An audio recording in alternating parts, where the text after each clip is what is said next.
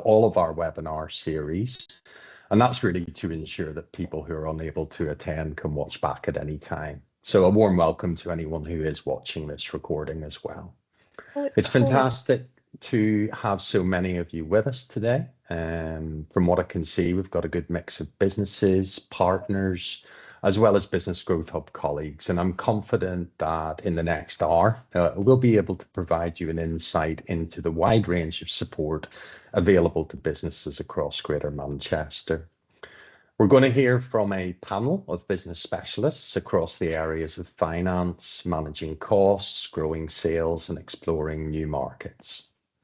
Our city region has a lot of reasons to be positive, and to reiterate that message, I'm absolutely delighted that we are joined today by Councillor Bev Craig, the leader of Manchester City Council and Greater Manchester's portfolio holder for the GM economy, business and inclusive growth. And Bev is going to set the scene for today's webinar, so I'll hand over to yourself, Bev.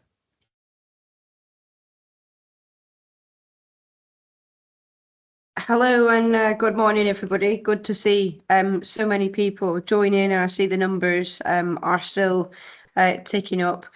Really good to be here today at the Here for Business overview launch. So I want to talk a little bit around why Greater Manchester, I think, has a lot of reasons to be optimistic about the future at the minute. No, thank you. I think just as we're all joining in, if we can remind ourselves to go on mute. So as Colin said, I'm the leader of Manchester City Council, one of the fastest growing cities across Europe. But I've also got the pleasure of leading on economy, business and international issues right across Greater Manchester. And it's my job really to make sure that as we look to the future, we're supporting all of those that have been helping us on our way around our growth success story over the course of the last decade. And I know we talk a lot about Greater Manchester being a great place to do work and to grow your business. But I think in many ways the figures really speak for themselves. And as we've featured in a lot of the new government conversations about how to grow the economy, there's lots of eyes looking at us here in Greater Manchester. I think statistically now for the last number of years as we've come out of COVID, Manchester's economic growth and the rate of growth in our economy continues to outperform that of the rest of the UK. We're proud to boast over 105,000 SMEs right across Greater Manchester, and we're seeing the number of companies that we help not just start up, but also scale and expand continue to go from strength to strength. If I think about the ingredients, though, that have got us here, I think it's because in Greater Manchester, like in the City of Manchester, we recognise that we need to have a different relationship with business, a relationship that works with you, understands your challenges, and also makes sure that we're equipped to deliver support that you need. And that's why the role of the growth company and the likes of the campaign that we have today is so important, because it comes off the back of what businesses tell us that they need. But if I think about maybe what the next couple of years might bring us, you'll see a lot. We've been focusing on continuing to grow our city region, grow the number of residents, scale up and improve our public transport system, but also begin to do even more meaningful work with government. So before Christmas, we had a great event with DBT around how we help our businesses, particularly our small and medium businesses, think about the role that they play in the export market. So there's lots going on to be really excited about. I think as well, and apologies, I can't stay for the whole of today's session, because we're being spoken to as a key area by government around what we're doing around innovation. And I think, when we think about what we can offer a new government, I think it's exceptionally important. We talk a lot about the growth that we see in our frontier sectors, those big sectors that have really risen exponentially over the last 5 to 7 years. So the likes of work we see in advanced materials and manufacturing and creative, digital and tech businesses, in the work we do around life sciences, or the work that we see in our professional services. But we've also been doing a lot of really interesting work around how we can grow what we call the everyday economy, what some people might call the foundational economy, where we're looking for innovation, irrespective of sector, to show that actually businesses here in Greater Manchester are doing things really differently. So it's great to see, even as more people continue to join the call, that there's lots of people looking to how they can be best supported. But I want really just to talk about what we need from you really over the course of the next few years. We know that we've been working hard to make sure that more of our Greater Manchester residents have got opportunities for good employment. And we know that statistically, those that get employed with SMEs, with businesses that are continuing to grow, are more likely to stay throughout the course of their career in good quality jobs. So we want to keep creating more jobs, good jobs for our residents right across the city region. And we also want to not lose the mantle that we have around the highest levels of economic growth and return right across our city region. Because I suppose for me, and the bit really that I want to just end on, is that we talk in our city region a lot, don't we? About economic growth, about growing the economy, about growing businesses, about how we can help entrepreneurs thrive, how we can attract the best businesses to choose Greater Manchester as the home as they continue to export and grow. But there's something different about Greater Manchester, and that's about what we want life to be like in our city region, where everyone's got access to good work in strong, exciting neighbourhoods with thriving kind of district and town centres. And we recognise that the role our economy plays in that is fundamental. So the final thing I'll say really is that you have from me that all of the feedback that you give, the suggestions that you put through to the growth company about how we can help you grow, how we can help you be successful, even when we're facing some of the big challenges that we do at the minute.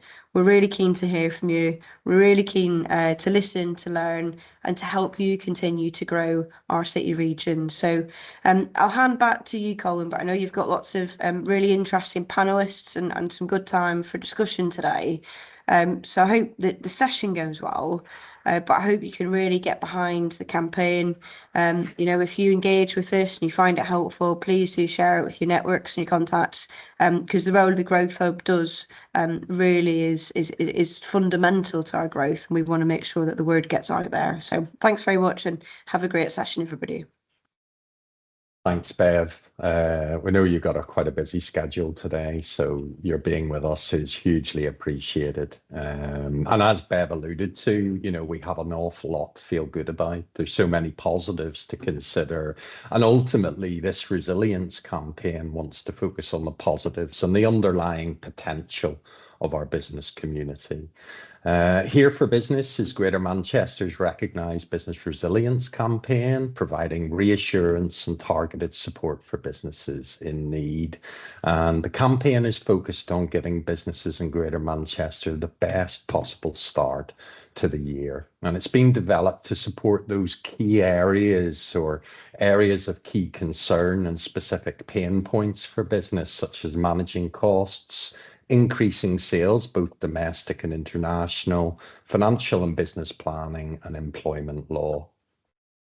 Along with our local authority and business support partners across Greater Manchester, including the business representative organisations, business growth hub partners, and the wider business support provider network, we will be delivering a series of webinars and events and web resources to cover all you need to know about the fundamentals of doing business in 2025. And each hour-long webinar will cover important topics around business resilience, increasing sales, reducing costs, financial planning, and business planning. And I'll share details of that series of webinars with you later in the session.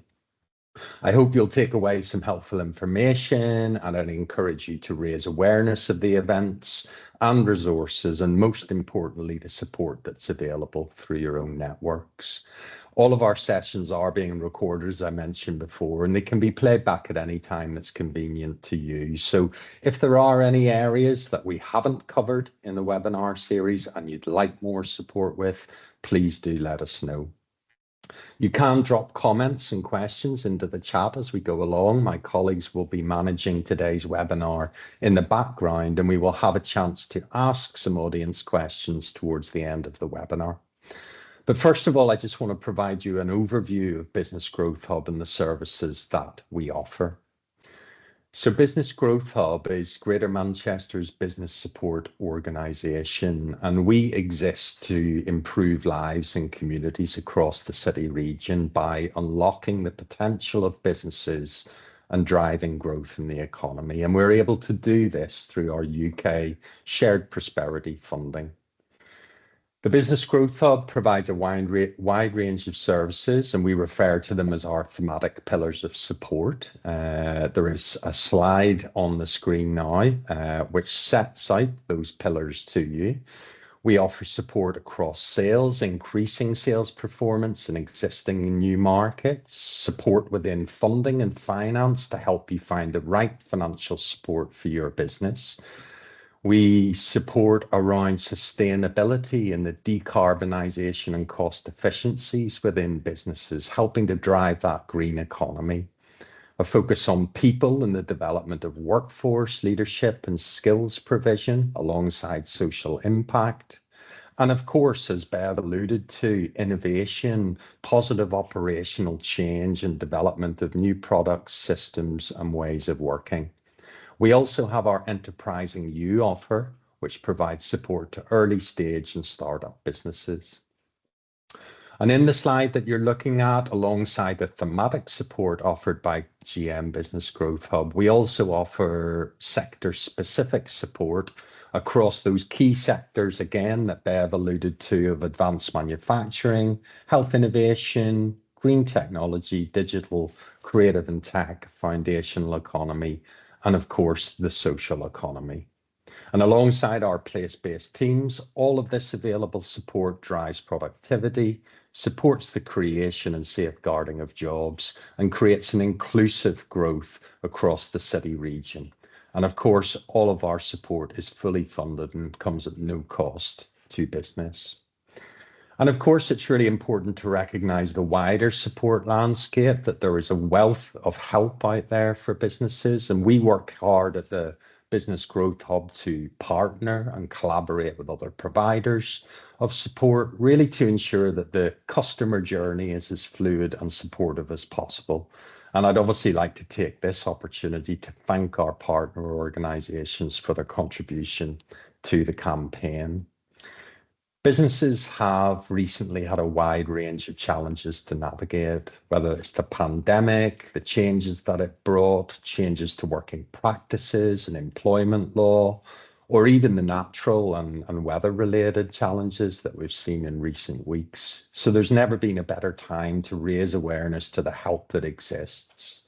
And of course, some sectors of the economy have prospered, and as Bev alluded to, we have a huge amount to celebrate in Greater Manchester. We lead the way in many areas of our national economy. We have amazing assets, and business confidence, as highlighted in our most recent survey, remains high.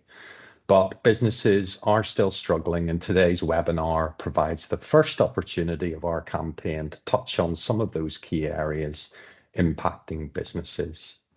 Now, I'm no business expert, so to assist me in our exploration today, I'm very fortunate to have with me on today's webinar 4 colleagues who are specialists in their field of work. And we're going to find out a little bit about each of them, what they're doing to drive productivity and economic growth in their daily activities, and to discuss some of the examples of how they've worked with businesses and created positive impact.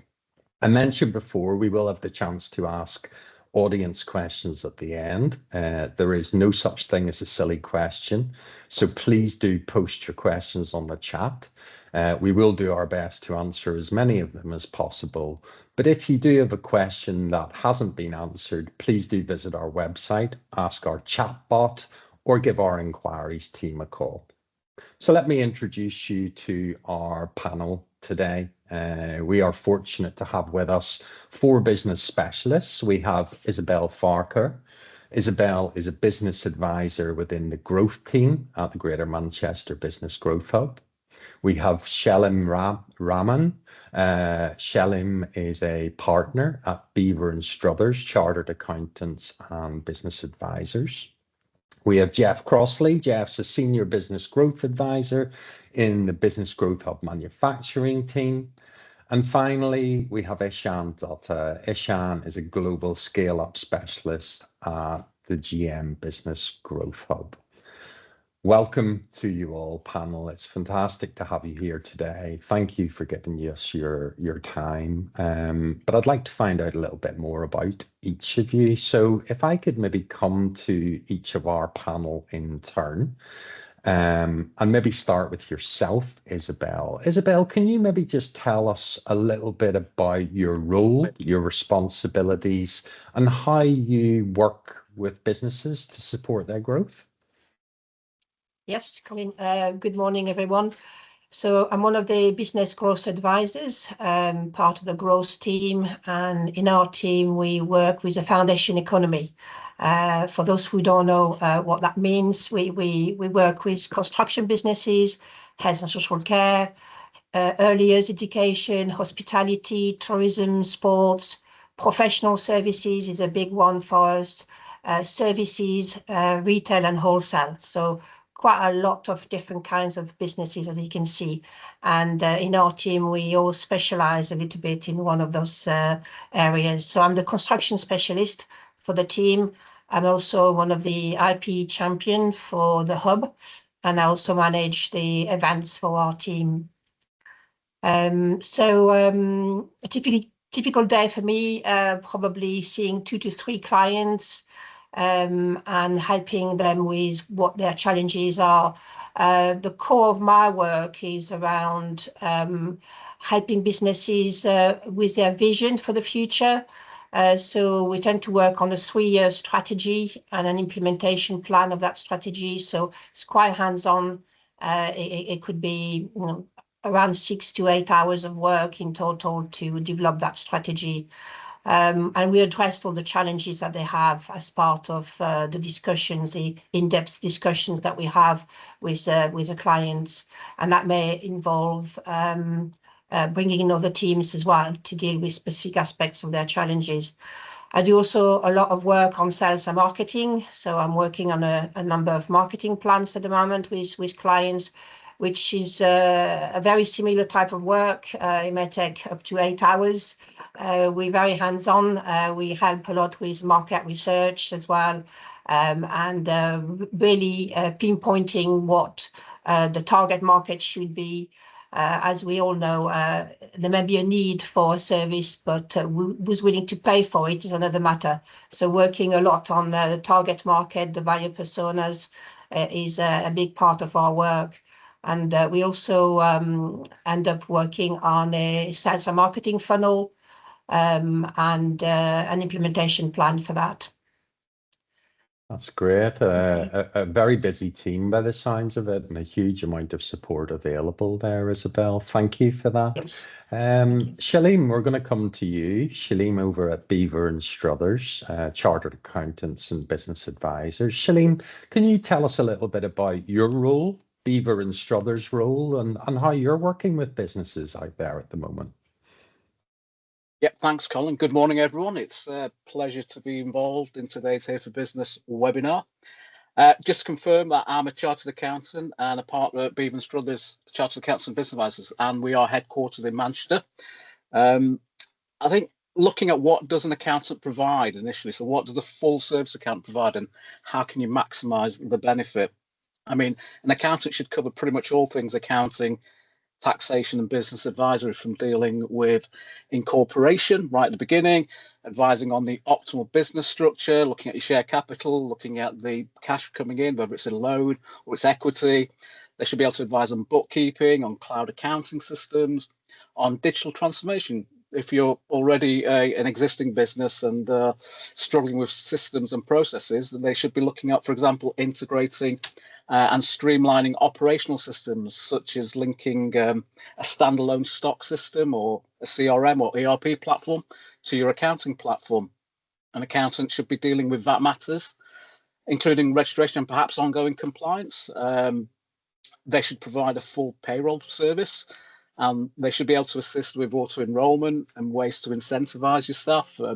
Staff retention is one of the biggest costs, and you know what it's like when you lose people. The actual cost of employing them and training them is quite significant. So trying to retain them is absolutely imperative, and there's lots of benefits out there in terms of retaining staff. They should assist in preparation of management accounts, and whether they're automated on a monthly or quarterly basis, or indeed if they're just needed on a one-off basis for a specific requirement, such as to support a loan application or an investment decision. So naturally, a large part of an SME workload for an accountant is around the preparation of year-end statutory accounts and dealing with Companies House compliance. And when it comes to year-end accounts, clients are generally most interested in what their tax bill is going to be. So an accountant would work with them to ensure that they maximise their tax efficiency and minimise their tax liabilities. And that's a fundamental aspect of a service that accountants should be providing. Dealing with all aspects of personal corporate tax compliance and planning, including advising on R&D tax credits, seed enterprise investment scheme, EMI share option schemes, are all things you should expect from your accountant. So with regards to my role as a partner at Beaver and Struthers, I'm primarily focused on delivering a wide range of services to SMEs, ranging from tax planning and advisory to managing business processes, ensuring regulatory compliance. I work closely with clients to understand their specific needs, helping them to achieve their financial goals while navigating the complexities of the ever-changing business environment. I also focus on managing our clients' relationships, mentoring our staff, and contributing to the firm's broader strategic direction. With regards to a typical day, well, each day brings something new, but typically I spend time in meetings with clients to discuss everything from tax strategies and business expansion to financial forecasting and cash flow management. I regularly review financial reports and accounts, assist with business planning, and provide advice on day-to-day operational challenges. Additionally, my day includes supporting my team and ensuring we deliver high-quality work and providing ongoing professional development. Working with SMEs means that the variety in each day is something I really enjoy. So no 2 days are the same, and no two clients are the same. So each day and each client presents new opportunities and challenges. I'll give you a couple of examples where we have assisted clients. So the first example focuses on budgeting and cash flow management. So the scenario is we had a small wholesale business and it was struggling to keep track of its income and its expenses. And they frequently ran into cash flow issues, especially during the slower sales months, and often relied on a relatively expensive overdraft or short-term loans to pay suppliers. So in terms of support we provided, we did an initial assessment. We conducted a thorough review of their financial records and identified patterns such as high inventory stock holding costs during specific months, and also a worsening trend of late payments from customers. Next, we did a budget. So we developed a detailed monthly budget for the next financial year, and we factored in the seasonal variations and fluctuations in revenue and costs. Importantly, we looked at cash flow forecasting. So we introduced the forecasting tool, which was an app downloaded off the Xero app marketplace, and that linked into their Xero cloud bookkeeping system. It provided a month-by-month projection of our income, expenses, and available cash, and it was a dynamic app that adapted to actual changes in customer receipts and cash expenditure. So it automatically updated the forecast, and it used predictive AI. Now, in terms of optimization and recommendations, we advised the client to see if they could restructure their payment terms with some key suppliers. Nothing to lose if you don't ask, to help spread out large cash outflows. And we suggested that they introduce some early payment discounts for customers to try and improve the cash inflows. And we provide some training to the team to make sure they kept on top of the accounting data so that it was accurate, it was reconciled, up to date, and that enabled the forecast to be up to date and reliable. And we provided some training on how to interpret the numbers to make proactive decisions. The forecasting tool, which was Float, also auto-generated useful financial insights, which were also useful for business planning. So in terms of the results from that interaction, within about 12 months, the client reported a marked reduction in cash flow stress. He was able to clear a significant level of short-term debt and had enough liquidity to invest in a marketing campaign centered around trade shows, which further boosted sales. And the resulting improvement in its corporate credit rating helped the business to secure cheaper long-term debt to fund longer-term investment. Another example is going to focus on financial reporting and decision making. So a technology startup company with a rapidly growing client base was struggling to understand its financial performance. The founders, while excellent at product development, felt a bit overwhelmed by the financial jargon and lacked the ability to interpret the financial statements for strategic decision making. So in terms of the support we provided, we looked at simplifying the financial statements. So we redesigned their financial reports. We consolidated complex details into a dashboard that showed key performance indicators like gross margin, net profit, runway, and the information was presented in a visual and easy to understand format. We looked at profitability, so we carried out a profitability analysis to identify the most and least profitable products. And the analysis revealed that one service, although popular, had high related costs and low margins, pulling down the overall profitability. We then looked at scenario planning. So we worked with them to model the financial impact of different business decisions, such as adjusting pricing, reducing costs, introducing new revenue streams. This is what we call sensitivity analysis. And then we did some training. We held a series of workshops for the founders and their leadership team, explaining the key financial concepts such as gross versus net margins, cost of goods sold, and break-even analysis. So in terms of results, the startup adjusted its pricing strategy. It resulted in improving profit margins by 15%, and it was able to make an informed decision about discontinuing that low margin service. The founders reported that they felt more confident during investor meetings, and that led to a successful funding round about 18 months later. So I think the key takeaway with both of these examples is to get dialogue going as soon as possible with your external accountants and business advisors to see if they can add value. And I believe in most circumstances, they will be able to, with often some relatively quick wins without undue cost or effort. Leveraging process automation, cost optimization, customized financial reporting, and dynamic financial forecasting will provide a business with the tools to grow and thrive. I think without doubt. Oh, just one more thing. Go ahead, yeah. Shalene. I think without doubt, advancements in AI and technology in the financial realm have made it possible to benefit very quickly and affordably from what in years gone would have cost thousands, perhaps even tens of thousands, and would have taken many months to implement. So really, the time is right now to sort of like benefit from these advances. Thank you, Colin. Thank you, Shalene. Yeah, I think the biggest takeaway I've taken from that is that implementation of new ways of working, new technologies, digital adoption and innovation within a business. But thank you, Shalene. Clearly a lot to consider there and a lot of services on offer from Beaver and Struthers.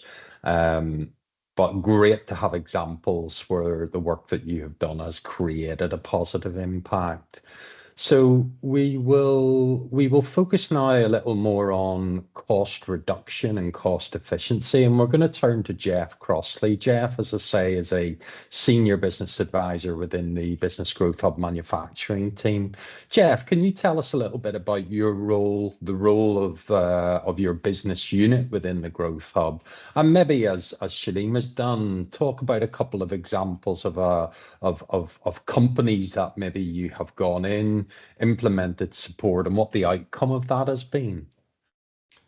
Good morning, everyone. Yeah, Jeff Crossley. I'm the senior advisor for manufacturing. Look after a team of 6 people, 6 advisors who work across any size of business within Greater Manchester. Focusing on manufacturers. I think with manufacturers, I think the one of the things is that you can actually see the function of the business. It's very important. And I think one of the bits that has come out today is we're looking at a sort of productivity, and to make businesses productivity, I think one of the key functions is that sort of understanding the costs of a business and how to reduce costs. Reducing costs is not I would say not a simple, easy job to do. If it was easy, everyone could do it. What actually happens is we actually look at businesses and look at how the actual process of the business works and do a good focused diagnostic of that business to understand where the costs are and how we can actually develop it. To do that, we've got a couple of different services. One is we obviously the one-to-one service where we come into the business, observe the business, look at it, talk to people, understand it, and then begin to suggest ideas and what we can see. I mean, all the advisors have a massive amount of experience of working with different businesses, different manufacturers, and understanding some of the sort of easy, sort of quick wins we can find, and some of those more longer term ones that are going to need a bit more work with it. So yeah, the one-to-one work's very important. We do a lot of understanding processes of business and business process, and all the time looking for where we can actually sort of modify those processes to take cost out. Within a business process, I would say that many of the functions of the business have grown up as almost sort of genetically with the business and haven't been reviewed. A lot of the business, we can go in there and say, just ask that question, why are you doing it this way, and understand, is it the best way to do it? A lot of the things we're doing in manufacturing is getting clarity of what the business is and the business process is to actually get it in some sort of order and tied, so that make sure we understand it and make sure it's working well. From then, we begin to look at standardization of better processes, improve process improvement, maybe map some processes out, understand how the business is going wrong, understand how what's costing in a business process. And then we'll sort of try to implement those ones. Now, from examples of that, some things are quite easy to do. I think one of the big things we look at is how much inventory the business is holding. Now, that can be, generally, it's an easy one to spot because it's materials that haven't been used. It's materials that have been overproduced. And with those ones, we can quite quickly reduce them to a more sustainable level. One of the businesses I went to that about 12 months ago looked at their inventory and their raw materials they're buying in, and they had probably about sort of £20,000 worth of stock ready to be used for the business. And after a quick few conversations with them, it was very obvious that this stock was on next day delivery. So the question was, why are you holding £20,000 worth of stock? Obviously, they didn't need £20,000 stock. It's on next day delivery. So that literally they moved the £20,000 of stock out of cost in the factory back into the bank, which could sort of cover finances and working capital. On other ones, we're looking at actual processes. We work with one larger organisation, sort of close to central Manchester, and we looked at how a laser cutter was being used and how materials being moved around the factory to this one laser cutter. And by very quickly looking at how the process was being done, we managed to sort of reduce the cost of that, but not only reduce the cost of it. What we did was increase the capacity of the factory quite quickly, and that reduction of that sort of expansion of the capacity of the factory immediately sort of employed an extra 20 people and put on close to £2 million worth of turnover onto that business. And that was quite a short chunk of work to do to actually just understand that how money was being wasted in that process. And whilst the money was being wasted in that process, how we could quickly change it to support that productivity back again and actually sort of do real change to the business and that extra capacity. And obviously, sort of that's those the amounts we're talking about there are quite significant to the business and allows it to take on quite a lot more contracts and be much more secure in its actual work it's doing. As well as the one-to-one work we do with businesses, we do workshops. So if someone wants a tasting session, we do We do a sort of work on manufacturing processes, how to actually understand manufacturing processes, problem solving of how to actually get, if you've got a problem that the business can't actually understand quite easily, it's a complex one, how do you get around those problems? How do you work with them? We work on the culture within a factory, because the culture of a factory is very important as to how we all work together, how we all do things, how we work together as a team. And finally, we do some sales and marketing specifically for manufacturers, because unfortunately we've found that whilst manufacturers are brilliant at making things, they're not very good at selling things. So we push that sort of sales agenda as well. That's what we do. And behind that, there's an awful lot of work we do on networking companies together, getting companies to talk to each other. I think any small business anywhere tends to be a little bit lonely, and actually able to talk to someone in a similar situation and other businesses, and hopefully even do trade with them. Why are we buying bolts from China if we can buy them from Wigan? Is a big question we always ask. Why can't we trade more within Greater Manchester? And that's where we're working at making a real difference within Greater Manchester and the manufacturers. So. Thanks, Jeff. It sounds like you are making a real difference. And I know in our webinar series, yourself and other colleagues are going to deep dive into those cost reduction processes. But thank you, Jeff. Some great examples there. I'm going to turn to Ishan now, because exploring and growing sales ultimately isn't just a domestic affair.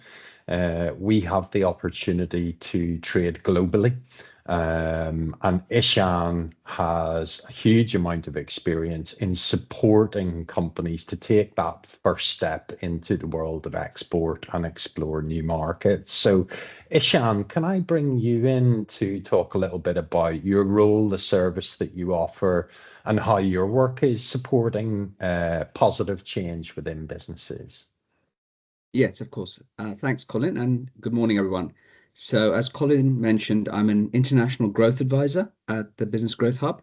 So my job is to work with companies and help them create plans to grow their international sales. Now, just to be very clear, you don't have to be already doing international sales in order to work with us. We have companies who are already selling abroad quite successfully and seeing an opportunity and looking to grow more and get involved with us for that. And we have other companies who haven't got any international sales but want to grow abroad.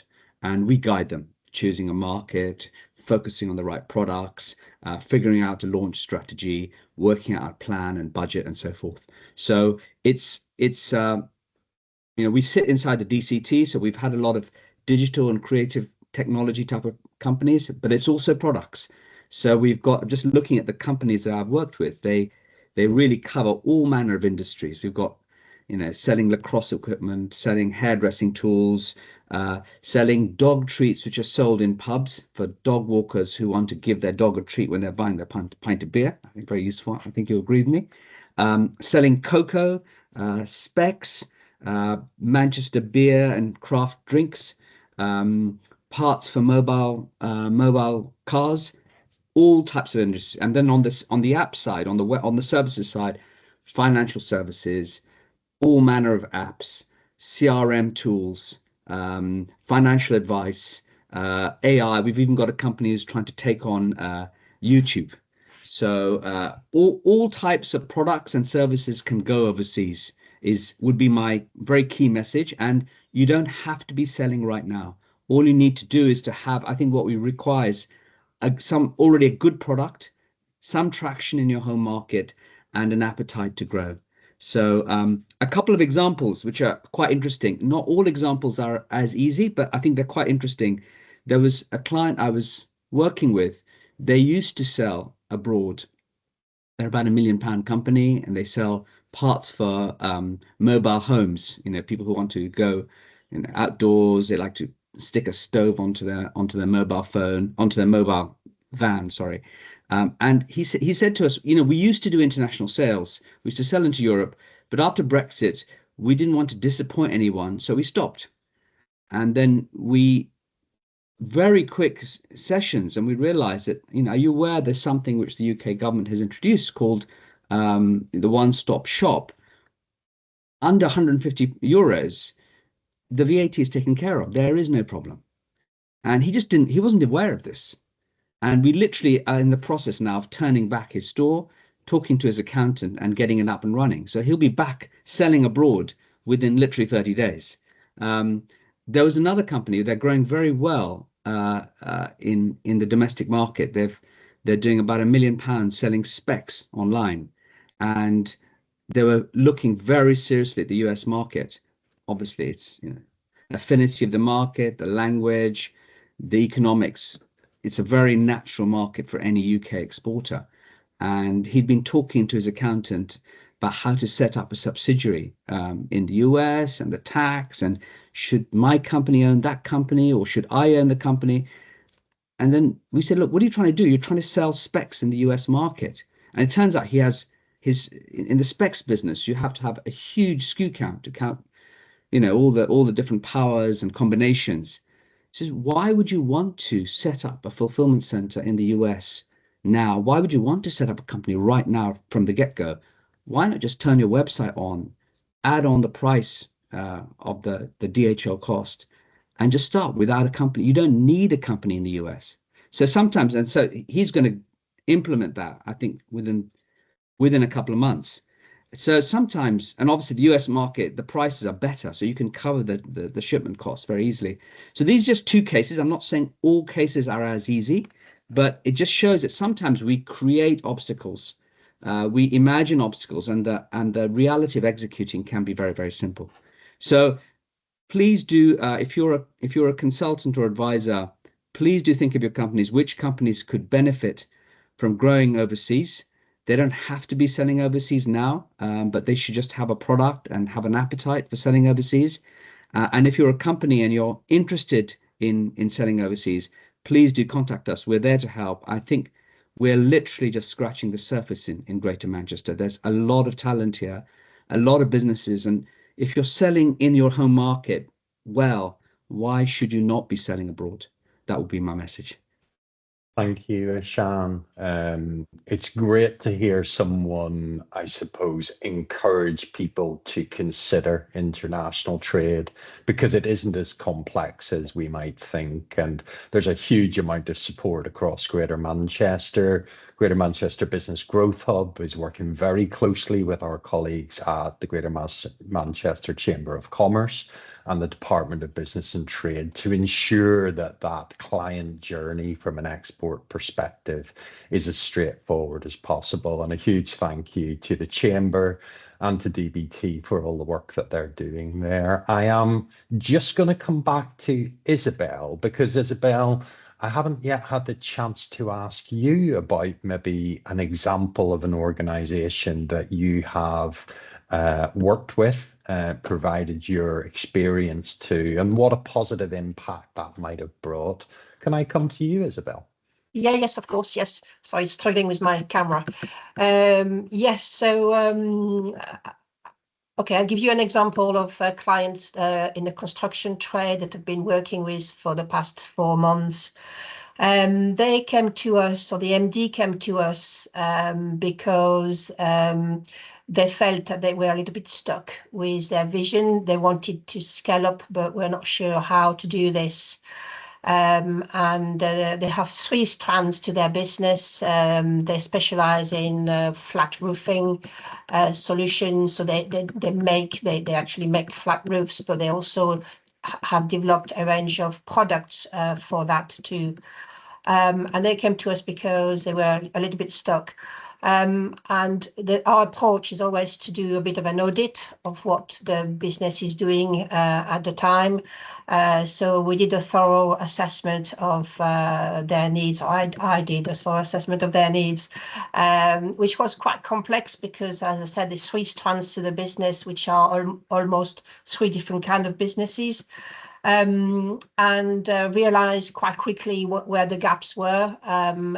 So there was a lack of foundation which meant that the MD was also had a scattered approach to everything really, and was not sure what to grow first, which strand of the business to grow first. So we went back to basics in terms of looking at the foundation, looked at the operations. They had staff, 6 staff, but no structure in terms of leading the staff. So we had put that in place with a number of teams now, with a team leader. So they also work with subcontractors. So they had various teams. We looked at the fact that they didn't have any, very poor marketing. Their website was quite static and not advertising everything they were doing as well. So we looked at that angle as well. But the biggest piece of work that we did was working on a strategy, helping the client with their vision of what they wanted to achieve, where they wanted to go with the business. So we developed a 3-year strategy that included the 3 strands in the business with specific key KPIs around not just turnover, net profit, but also looking at the types of businesses they wanted to work with. So we identified that most of their targets, the main target market was subcontractors in the trade, and also going directly to markets to actually deliver, so to install flat roofs. But we identified that the profitability would be more in the products themselves. So they developed a range of products, and we looked at that specifically, and we looked at the needs of the target market, and realized that the subcontractors, what they really wanted was to be able to assimilate those products to their own range. So they started to white label some of their products, and they are developing a package for the subcontractors up to the point of developing a landing page for each subcontractor where they're selling the products white labeled, and they're also helping them with their marketing. So it's a different approach completely to what they were thinking about at the beginning. It seems to be working, and they've also got a personalized approach to selling. They're knocking on doors, and they can do that. They feel comfortable doing that, as opposed to going through direct marketing or digital marketing, which they will do as well with their new website. So they're working on a new website, and we've had them with the content as well, using AI partly as well for this. So we developed a 3-year strategy. We identified what target market would work best for them, what kind of value proposition they could bring into that market, and they've been developing that. Another important part of the gaps as well were around the operational side, the productivity. We realized that they were working on spreadsheets everywhere. They didn't have a CRM system, a customer relationship management system. They were doing sales, but not recording everything in the best way, especially with the 3 strands of the business. So we had them look at tools and the digital tools, and they've chosen a tool that does the estimates, the proposals, that deals with the CRM, the customer relationship management, or the customer retention as part of that, and then does the marketing as well. So they're implementing that at the moment, and it seems to be working. So it's really helping them with productivity. And another part of what we managed to do is by restructuring the HR function and the way they manage their staff, the MD feels more comfortable. He's got time back. He can work on the business rather than in the business. He's got less meetings. He's delegating. He's got a structure. And what he said to me recently was that I bring order and structure to his scattered brain, and that was quite a good, summary of our support, really. So yes, hopefully they're going strong. They're going to carry on going strong, and they're launching their new product range with a new website in March. So we'll see what happens with that. That's great. Thank you, Okay. Isabel. And I'm sure many of the business leaders and business owners on today's call might recognize that, just that need for another voice of support there. And it certainly sounds like that Exactly, made a yeah. difference in that example. Thank you, Isabel, and thanks to all our panelists for providing that overview of what they do, and hopefully in their responses, you may have been able to capture something that you might be considering in your business. I would encourage you, we still have 9 minutes left of today's webinar. I'd really encourage you to maybe post some questions in the chat if there's any questions that you would like answered. But just considering wider questions and opening this up to our whole panel, and I suppose maybe building on what Shalene referred to around the adoption of new technology, the introduction of AI into a business. How can that really support a business growing sales, growing and developing as a business, and overcoming maybe some of the challenges that businesses are facing? Shalene, can I maybe come back to you on that one?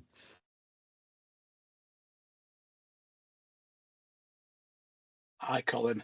I think with AI and technology, it's the situation we have now where it's readily available, and there's thousands of applications literally out there that can assist in, regardless of whether you're in production, you're in retail, service industries, there is an application out there that will streamline your services. And in the past, where you had to spend thousands of pounds to get something custom written for you with a software house or some sort of management consultant to design a platform, that people have already done that work for you and created an app. So we're seeing so much more in terms of each client that we have typically has 2 or 3 apps now attached to their Zero bookkeeping.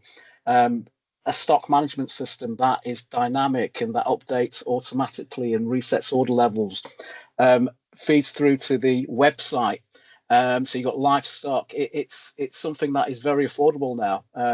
There's loads of apps out there. I think Isabel said you need to reflect, and I think Jeff also mentioned, actually sit back and look at what your business is doing, where you want it to be, where the pain points, and then perhaps reevaluate and seek advice. Speak to your accountant.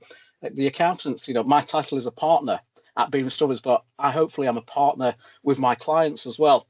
And sit down and spend half an hour just process mapping and looking at where you want to be. And there will be solutions out there off the shelf that can easily integrate. And when you have those solutions, it saves time. It saves time and the efficiency. You can free up your team to do a bit more in terms of development of the business. And that's the key. At Beaver Struthers, we're experiencing the same by automating. Xero's been a great tool. And there is a lot of talk about how AI could replace jobs in the future. But the human touch, I don't think can be replaced in terms of the AI can essentially streamline the data and just take away large amounts of data processing, but the interpretation is still with the humans and their experiences of other businesses and relating that to a solution for the client. So we've experienced improvements in productivity as a practice through using AI, and what that productivity has enabled us to do is to look at other areas of the practice in terms of developing it.